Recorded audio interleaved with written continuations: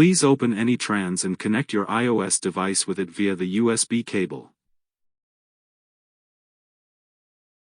Please select Movies option under Videos option. After the loading process is completed, AnyTrans will display the total number of movies on the right side of the Movies icon. You can choose to download movies to your computer, transfer movies from computer to device, between iOS devices. You can also refresh the interface to load movies correctly, delete the unwanted movies, and transfer movies from device to iTunes.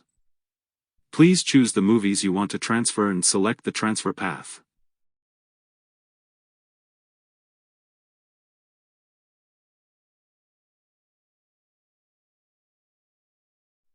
The data has been transferred successfully now.